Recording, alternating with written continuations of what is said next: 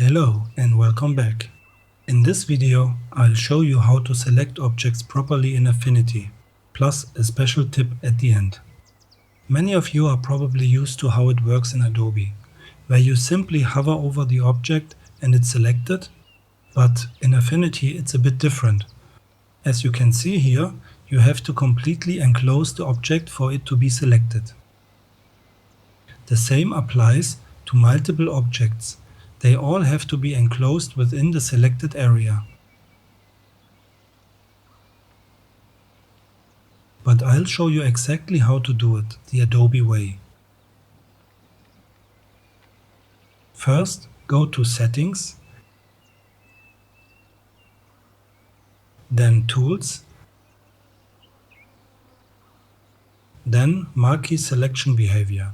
The default is enclosed and simply select Touch. Then close the settings window.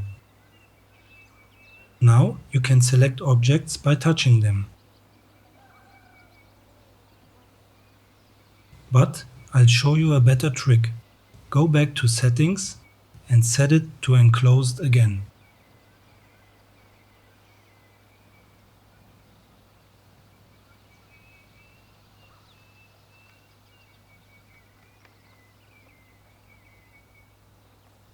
Because if you hold down the Option or Alt key on Windows, you can do exactly the same thing.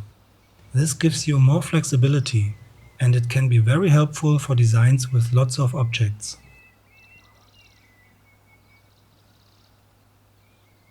And if you have a background that you don't want to select, you can simply hold down the Control key whilst doing so.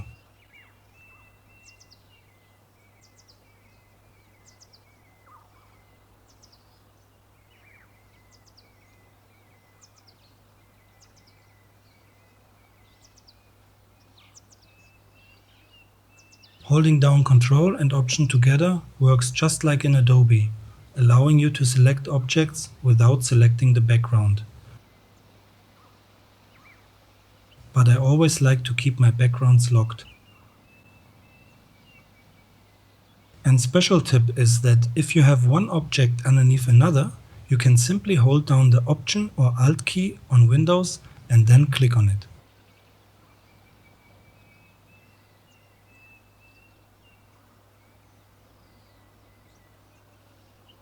Down here in the Layers panel, you'll see that the bottom one is then selected.